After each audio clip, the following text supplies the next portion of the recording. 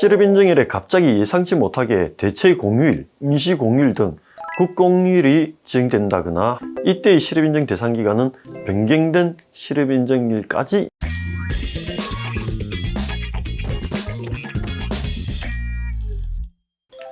안녕하십니까. 실업급여의 달인 고용노동부 고객상담센터 정용섭 팀장입니다.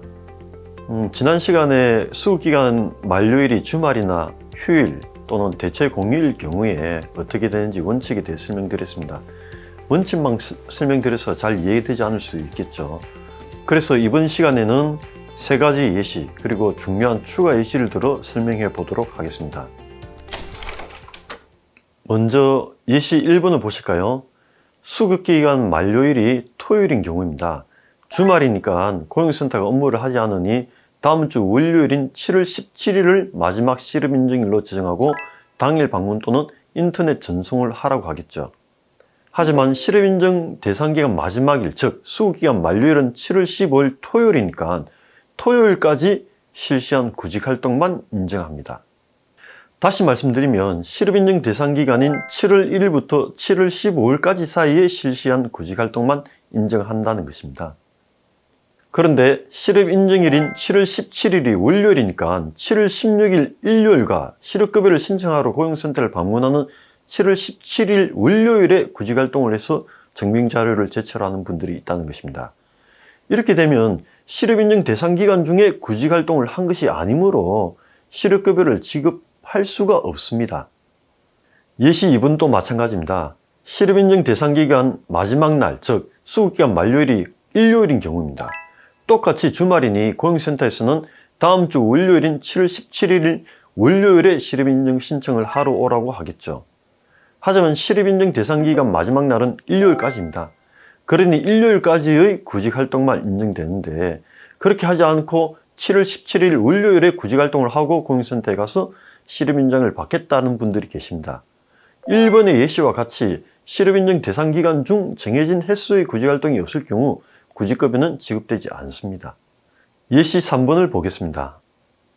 실업인증 대상기간 마지막 날이 8월 15일 강복절이죠. 당일 고용센터는 업무를 하지 않겠죠. 그러니 8월 16일을 실업인증일로 지정해서 방문 또는 인터넷 전송을 하라고 안내할 것입니다. 그러나 실업인증 대상기간은 8월 1일부터 8월 15일까지니까 이 경우에도 무조건 실업인증 대상기간 안에 구직활동을 하셔야 합니다.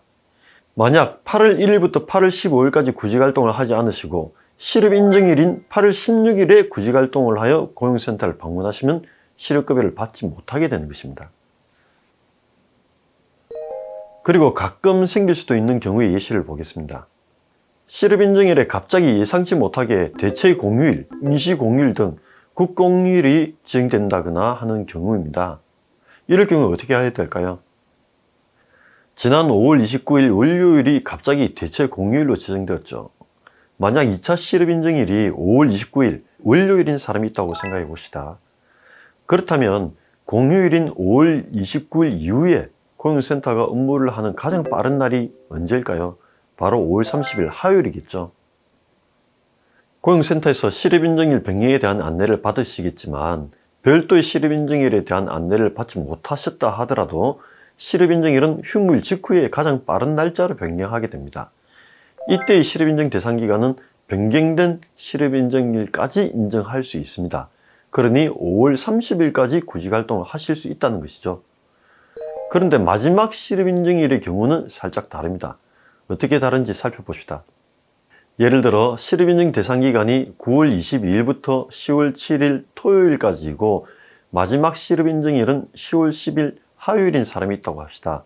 10월 9일 월요일은 한글날이고 공휴일이니까 10일 화요일이 당연히 실업인증일로 지정되겠죠.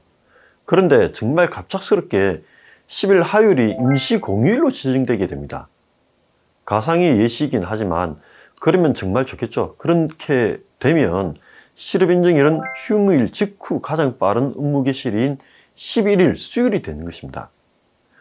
여기까지는 이전과 같은 내용이지만 마지막 실업인증일 같은 경우에는 실업인증 대상기간이 연장되지 않는 차이가 있습니다. 마지막 실업인증 대상기간은 앞선 예시 1, 2, 3의 경우와 같이 만료일까지가 대상기간으로만 인정됩니다. 그리고 오해하시면 안 되는 것이 있습니다. 마지막 실업인정일 하루 이틀 늘어났다고 해서 수급기간이 연장되거나 하지는 않는다는 것입니다. 특히 이러한 사례가 발생하는 것은 실업인정 마지막 회차에서 발생할 수 있습니다. 따라서 실수하지 않도록 꼭 유념하시기 바랍니다. 지금 동영상을 보고 계신 분들 중에 실업급여 마지막 회차에 있다면 구직급여 수급 자격증을 펼쳐서 꼭 확인해 보시기 바랍니다. 여러분이 가지고 있는 구직급여 수급 자격증에 있는 실업인정 마지막 회차 날짜와 실업인정 대상 기간 마지막 날짜가 다른지 한번 확인해 보시고요. 그리고 반드시 실업인정 대상 기간 중에 구직활동을 해야 한다는 것을 꼭 기억해 두시기 바랍니다. 이 정보를 알고 미리 구직활동을 해야 실업인정일에 실업인정이 되지 않는 불상사를 예방할 수 있을 것입니다. 다음 시간에는 더 유익한 내용으로 찾아오겠습니다. 감사합니다.